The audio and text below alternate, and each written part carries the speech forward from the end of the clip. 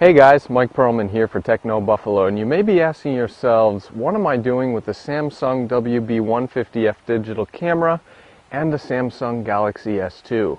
Find out after this awesome intro.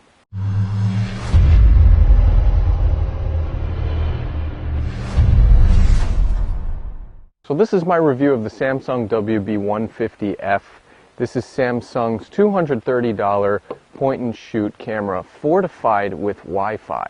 It belongs to Samsung's family of smart cameras, cameras that do the thinking themselves. However, I had to do a lot of thinking for this camera, but we'll get to that in this review. But for now, we'll kick things off with design. Aside from the WB150F's snazzy matte black finish, its pronounced right-hand grip, and its independent video record button, there's really not much that separates this camera from a traditional point-and-shoot design. We have a 4-way directional pad on back, there's a 3-inch 460K display, and I gotta be honest, the quality of the display is not that great. It's pixelated and exhibits jaggies on edges. The one big benefit though of this camera is its 18x optical zoom. However, the f3.2 base aperture is not that impressive when you compare it to brighter lenses. Now as for features, the WB150F is packed to the brim for the average consumer. This camera has so many different modes, and we'll start with the more advanced modes.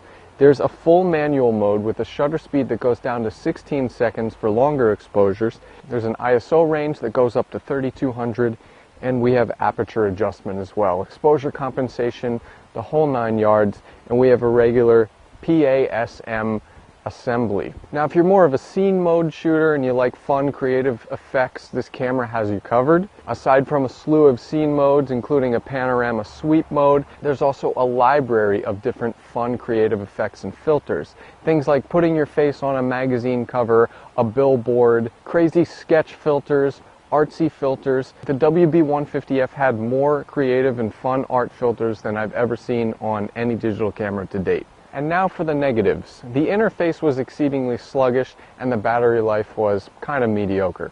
But the big news in the feature department is the WB150F's Wi-Fi mode. Let me walk you through the Wi-Fi mode on the WB150F. So first we're going to choose social sharing. You have to enter your ID and password, your Facebook ID and password.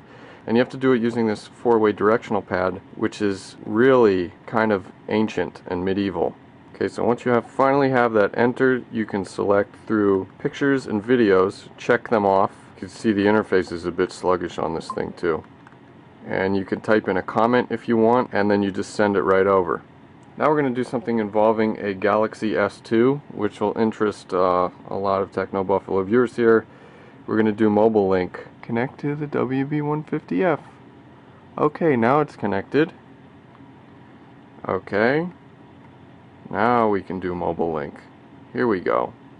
And the two devices are communicating right now. So all of my images are showing up on the phone. So I can do basically the same thing as I did with Facebook, check them off and then transfer them over. Alright, here we are. Wireless viewfinder. And look at that. So now the phone acts as a wireless viewfinder. This was my favorite feature, and you could use this without having to connect to a wireless network. By zooming in here, it's really sluggish though. And I can also take a picture with the phone, using the phone as a remote. And then the picture or video saves on the phone and the camera.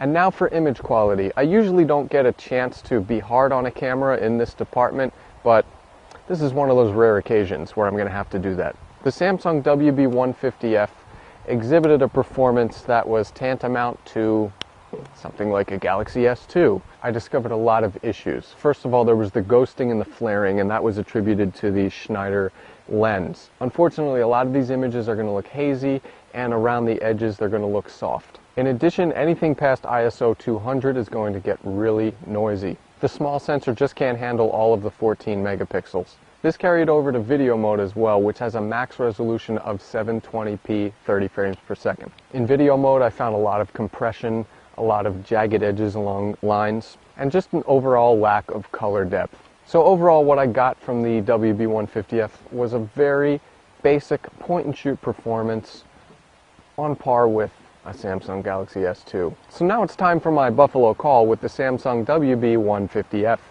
Yes, it's cheap. Yes, it is stocked full of controls, and it has an 18x optical zoom. It also has that snazzy matte black finish. But is that enough to make you put down your Galaxy S2?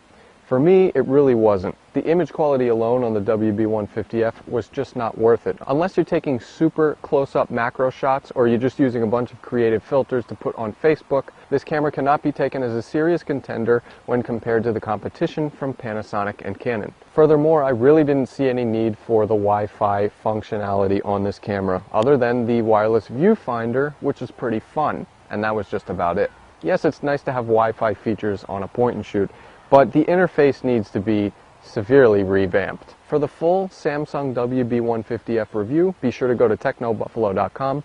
Until next time, I'm Mike Perlman.